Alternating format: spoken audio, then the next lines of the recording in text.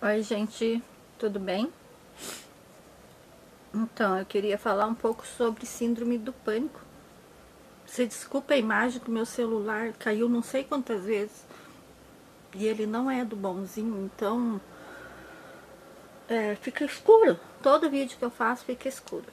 Bom, gente, é o seguinte: eu tenho síndrome do pânico e eu descobri que eu tenho síndrome do pânico desde criança.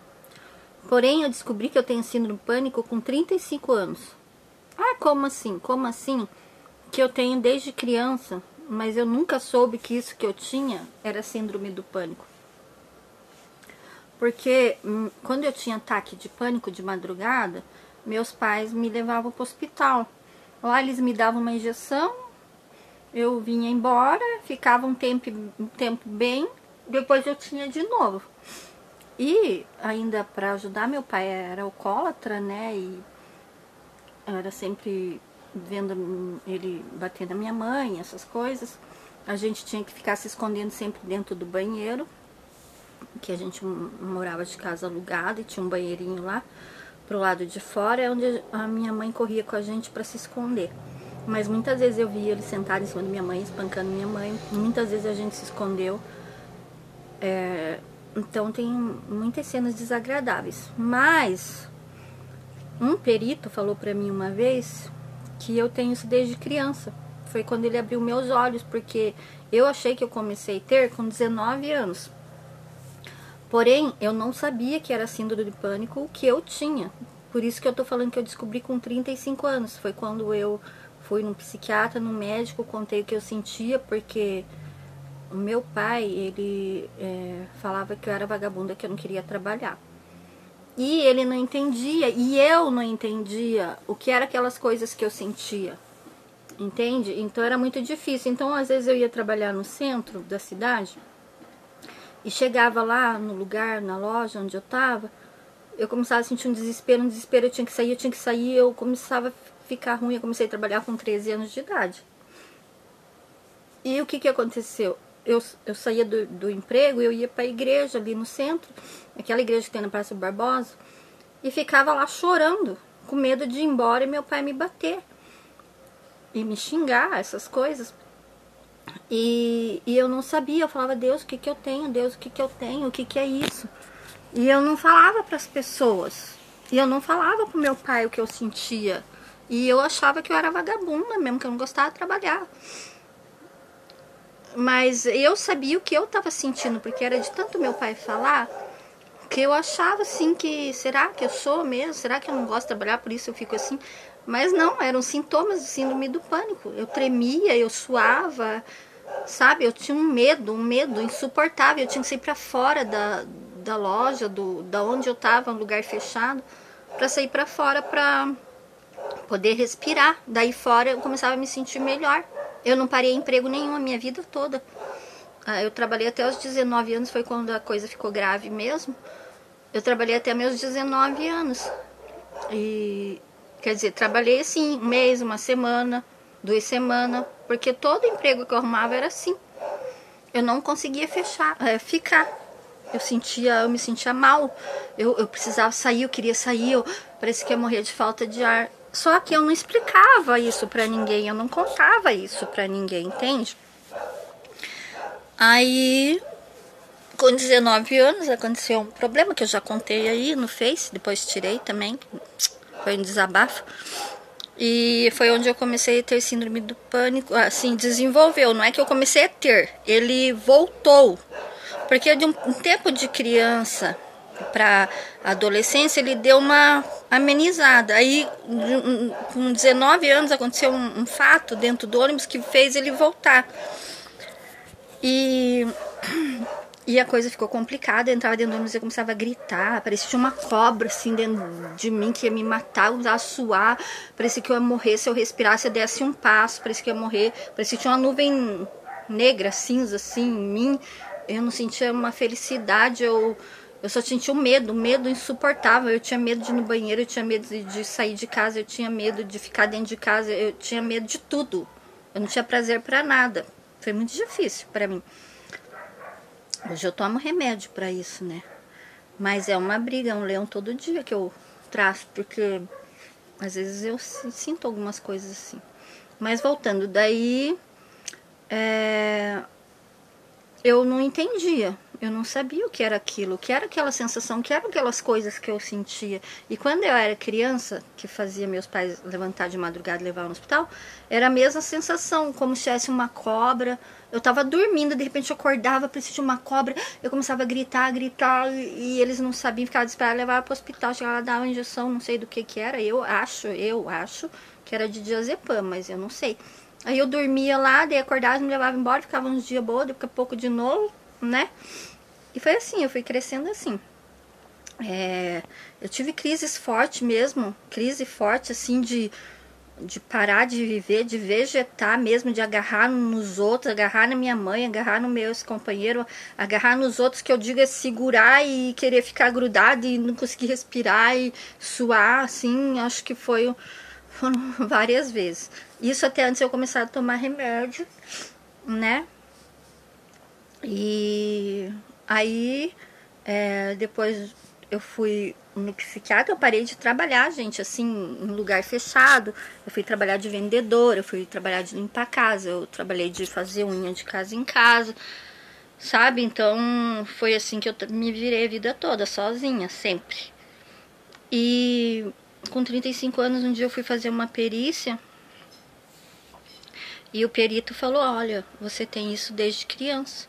Eu olhei pra ele e falei, como assim? Eu achava que eu tava tendo aquilo naquele momento. Eu tinha os sintomas, mas eu não sabia o que significava, o que era aquela sensação. Eu achava assim que eu não gostava de trabalhar, entendeu? Que quando eu ia trabalhar acontecia isso.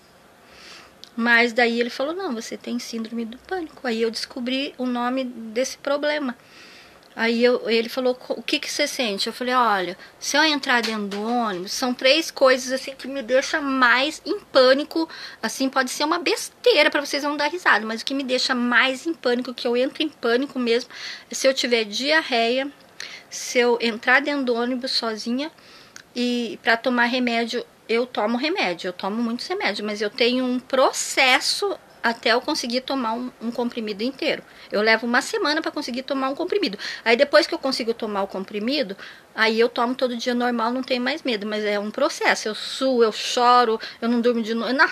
Não tem jeito. E mesmo tomando remédio para isso.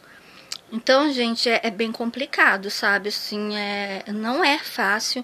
Hoje em dia eu tomo remédio, entendeu? Eu tomo sertralina, o médico tinha me receitado até carbamazepina, um negócio assim. Eu não tomei, eu nem peguei no posto, porque na época eu tava cuidando da minha netinha e eu tinha medo de ficar doidona, sei lá, zureta da cabeça, não sei, né? É medo do remédio mesmo, vou falar a verdade. Medo de tomar o remédio mesmo. E não tomei, eu tomo sertralina só. Então tem momentos que eu acordo todo dia. E todo dia eu peço perdão para Deus. Todo dia eu peço desculpa para Deus e perdão. Porque eu acordo e penso tudo de novo. Tomo um remédio da tiroide. Espero uma hora. Tomo o sertralina. Espero um pouco. Tomo café. Tomo outro remédio para o estômago, que eu vivo com problema de estômago. E de noite tomo depressão. Tomo depressão aqui. Tomo depressão lá. Tomo remédio. Então assim... eu acordo, eu abro o olho e falo, nossa, sabe? Tipo assim, meu Deus, de novo a mesma coisa, sabe? Como se a vida... Desculpa falar assim, mas é um problema, é uma doença, né? Como se a vida não tivesse muito sentido. Então, tipo assim, por isso eu fiz aquele vídeo levanta a bunda e levanta a bunda do sofá, da cama e vai à luta, para de reclamar. Porque, gente, se eu ficasse deitada aqui o dia inteiro só pensando no medo, eu tava morta, enterrada já, porque eu dependo de mim. Eu preciso ir trabalhar, eu preciso catar latinha, eu preciso amassar latinha, eu preciso vender latinha, eu preciso ir no médico, eu preciso fazer consulta, eu preciso de dinheiro para pagar um Uber, que eu não ando de ônibus sozinha. Eu preciso sair com a minha mãe, ir no postinho com a minha mãe, pegar remédio com a minha mãe, receber com a minha mãe, pagar conta com a minha mãe, que minha filha tá grávida de gênero quase um dia de ganhar, não tá podendo. Então eu tenho que cuidar de mim, tenho que cuidar um pouco dela. Não vou todo dia lá por problemas pessoais, mas eu faço as coisas pra ela mesmo assim. Tem que limpar a minha casa, tem que lavar a roupa, né? Corrido dia a dia assim pra mim, sabe? Então eu não posso focar no síndrome do pânico, sabe? Só que quando me dá crise mesmo, gente do céu, eu não gosto nem de lembrar. Quem conviveu comigo, né, a André e algumas pessoas que já conviveram comigo. E sabe, uma vez, a Andréia foi comigo, a Andréia Poroc, foi comigo, lembra dela? Na Caixa Econômica lá no centro, que tinha que receber a primeira parcela lá no centro do que eu me encostei, né? Na época eu tinha conseguido, hoje eu não consigo mais. E daí eu fiquei presa na porta giratória do banco. Pensa numa pessoa que gritava igual uma louca. Eu gritava, parecia que eu ia morrer, eu não conseguia respirar. Sabe quando a porta trava? Aí a Andréia veio o gerente, veio todo mundo me acudir, tudo, porque eu fiquei presa na porta giratória do banco. Então, dentro do ônibus, nossa, eu lembro um fato, quando eu era menina, que eu fui pegar ônibus com a minha mãe, eu não sabia que eu tinha síndrome do pânico. Mas eu tinha. E aquele monte de gente dentro do ônibus, adulto, grande, e a minha mãe sumiu lá pro fundo. E eu fiquei perto da roleta, eu não via minha mãe, só via aquelas cabeças de gente grande. Gente, comecei a gritar, minha mãe veio, para de gritar, não sei o quê, mas eu não sabia, já era síndrome do pânico. Você entende? Muitas coisas assim, nossa, gente, é a coisa mais horrível do mundo quem tem síndrome do pânico. Porque se não é o remédio, eu travo. Eu tentei ficar 7 meses sem tomar o sertralina. E o que aconteceu? Eu piorei. Eu fiquei tão ruim assim que... Meu Deus, eu não sei explicar pra vocês. Sabe? É uma sensação horrível. É uma sensação que você vai morrer. Se você respirar, você vai morrer porque você tá respirando. Medo. Gente, quando me dá diarreia, assim, vocês não têm noção mesmo. Pode ser uma besteira, né? A minha amiga assim fala, ai, que delícia quando me dá diarreia, que solta tudo e não sei o que, eu me sinto melhor e tal. Eu fico olhando pra ela assim, sabe?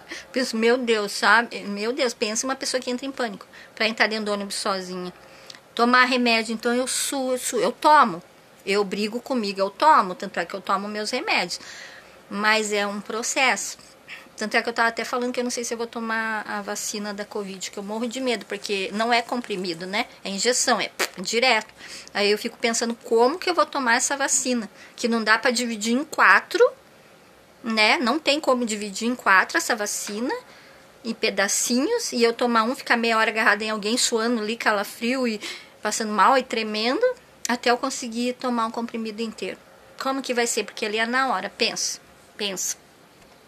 Até pra ir no dentista, gente, eu tenho medo, não tenho medo da anestesia, tanto é que eu furei meu nariz sozinha, eu furei minha orelha sozinha, eu não tenho medo da agulha, nem um pouco.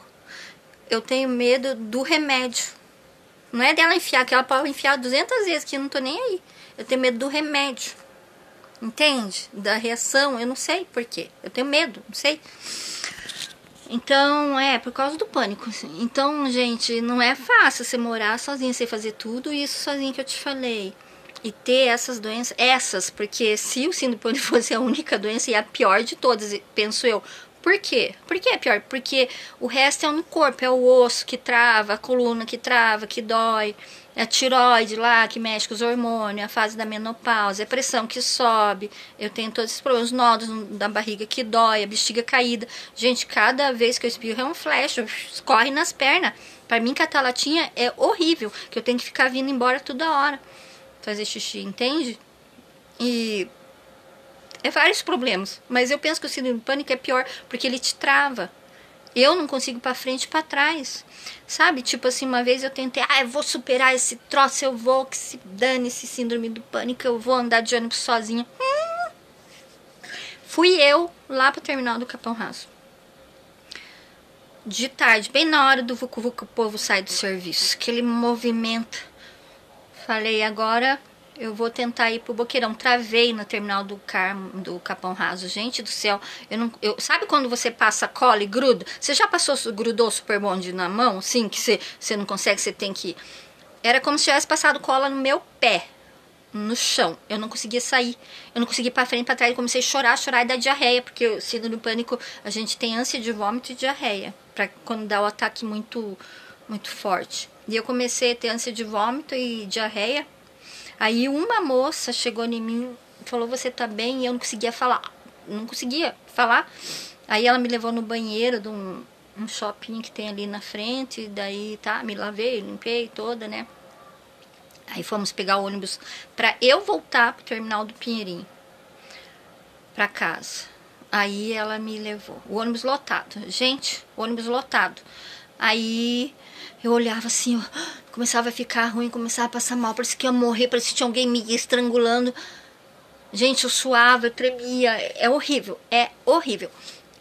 Aí ela, quando ela via que eu tava assim, ela, olha, mostrava assim pro teto do ônibus, eu olhava assim, ela, olha, 1, 2, 3, 4, 5, 6, 7, o que ela tá contando? E eu ficava procurando, o que ela tá contando? Mas ela fazendo aquilo pra me distrair. Eu pensava, nossa, que guria louca, tá contando, que trouxa. Mas não, ela tava distraindo eu, desvirtuando minha cabeça.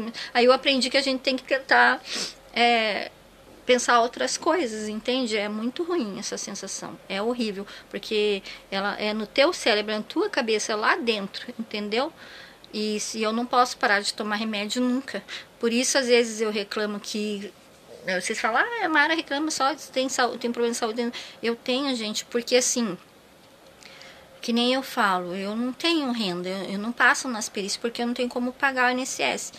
Aí para você pensar, eu preciso comprar, são 2 caixas de sertralina, eu compro uma, na verdade nem sou eu que compro. O mês passado foi minha amiga Miriam que comprou, esse mês foi minha mãe, eu tô com a receita ali desse mês de agora, de junho. Eu não tenho condições de comprar, e quando elas compram uma. Então, tipo assim, é complicado pra mim, gente. Eu não posso ficar sem esse remédio, porque ele me ajuda a catar latinha, a viver, a lavar louça, a correr com a minha mãe, correr com, né, fazer tudo. Porque se eu não tomo, que nem eu falei uma vez, eu parei de tomar 7 meses. Eu piorei de uma tal maneira que eu emagreci 11 quilos, porque eu só vomitava e tinha diarreia. E quanto mais diarreia tinha, mais pânico eu tinha, porque eu tinha pânico de diarreia. Você tá entendendo a moral da coisa? E eu tinha medo de tomar o remédio que eu já tomava, que era o sertralina. Eu já tomava, mas eu peguei medo. Gente, olha, vocês não têm noção, é uma coisa louca. Mexer com o cérebro é uma coisa louca. Então, se você é deficiente de um dedo, de uma perna, de um braço, olha, e teu cérebro funciona direitinho, parabéns, felicidade pra você, Deus te abençoe, porque você só tá faltando um pedacinho do teu corpo. Mas se tua cabeça não funciona, gente, eu sei que não deve ser fácil, eu imagino assim, não deve ser fácil, lógico, ter uma falta de um pedaço do corpo lá, um braço, uma perna, deve ser a coisa mais horrível, a sensação mais horrível do mundo. Mas, gente, o cérebro, ele te trava, porque ele comanda tudo, ele te trava de uma forma que só quem tem sabe. Porque tem pessoas que têm, toma remédio, trata e passa, nunca mais tem. Eu não. Eu tenho desde criança até hoje, por isso eu tenho que tomar remédio. Porque se eu parar de tomar, eu travo. Eu morro em cima de uma cama, porque eu tô sozinha, eu sou sozinha, entende? Então eu não posso. Eu tenho que lutar para ter dinheiro para comprar o remédio. Eu tenho que lutar dia após dia. E não é fácil, é brigar com o leão todo dia. Porque além do síndrome do pânico, ele tem um pouco de depressão. Então eu acordo de manhã e falo, putz, de novo, lá, toma remédio. Aí parece que os dias passam assim, tá? Eu corro atrás de latinha, corro atrás de ferro, eu lavo roupa, limpo a casa, vou com a minha mãe nos lugares, aí acordo no outro dia, puta, a mesma coisa, aí eu vou, sabe, é como se eu não tivesse um prazer, e por isso eu tenho pedido muito perdão de Deus, e, né, porque eu brigo comigo, e por isso eu fiz aquele vídeo, levanta a bunda e tal, tá até no YouTube, gente, eu tirei do Face, mas tá no YouTube, tá? Gente... Então, eu só queria explicar um pouco sobre o síndrome do pânico, porque tem gente que me pergunta assim, ai, por que você cata latinha, você não arruma emprego? Eu já tentei trabalhar, não consigo ficar fechada, nem pensar. Trabalhei de vendedora também, de vender coisa do... Assim, perfume, essas coisas lá, como é da Boticário, só levei calote. Me ferrei. Depois tive que pagar dos outros, ainda perdi minha comissão. Não sirvo para vender. Então, gente, eu gosto de catar latinha. Pode ser incrível. Ai, Mara, você gosta? Eu gosto. Por quê? Porque eu tô andando, eu tô vendo pessoas, eu tô conversando, né? Eu tô fazendo exercício porque eu tô caminhando bastante. E eu tô catando as latinhas. Tem um lado ruim, tem enfiar a mão no lixo e tal, não sei o que, mas tem gente que já deixa separadinha, pra isso eu uso a luva. Aí eu venho em casa, amasso, vendo, ganho meu truquinho, pouquinho a pouquinho, porque eu não tenho dinheiro pra eu comprar das pessoas, dos carrinheiros vir me vender e eu ter dinheiro pra comprar, senão eu já tava bem de vida. Eu que tenho que ir catar, entendeu? Então, é pouco, mas tá dando pra comer, né? Pelo menos isso. Às vezes passa aí umas pendengas, faltam umas coisas, às vezes tem umas contas aí que eu não pago, umas pessoas que olham até meio torto pra mim, assim, mas eu penso que um dia Deus há de me ajudar que eu vou conseguir pagar. Comprei a máquina de lavar roupa da vizinha ali, 150, ainda tem que pagar ela, comprei fiado. Mas só que tá vazando a água, ela trabalha só pra um lado, gente, mas se eu não ficar com essa máquina, eu não vou ter máquina pra lavar minha roupa, e eu não suporto roupa suja. Então, gente, é isso, é só para vocês conhecerem um pouco sobre o que é ter síndrome do pânico. Para quem não sabe e pensa que é frescura, não é frescura, é uma coisa muito horrível porque é dentro da cabeça. E é uma coisa que já é crônico na minha cabeça, o doutor falou que já é crônico, entende? Agora você pensa, ainda tem um nódulo na cabeça, que eu não posso bater a cabeça, que eu não posso, tipo, eu tenho que ficar fazendo exame para ver se ele não cresce no história, porque daí o doutor falou que eu tenho que sair correndo pro hospital, e isso é se eu conseguir sair correndo pro hospital, né? Porque se o nódulo crescer e estourar lá dentro, como que você vai sair correndo pro hospital? Eu acho que você vai ter um piripaque ali, né? Penso eu, né? Eu não posso bater a cabeça. Quando eu bato, eu fico preocupado, igual esse dia que caiu o ferro. Então, gente, são muitas coisas para um corpinho lindo igual esse, tá entendendo? Só que não dá pra... Aí eu não consigo receber do INSS, eu não consigo porque eu não pago, né, gente? Eu não trabalho registrado, eu não pago e não recebo, né? Mas é isso, só pra vocês conhecerem um pouco dessa doença, tá bom? Beijo!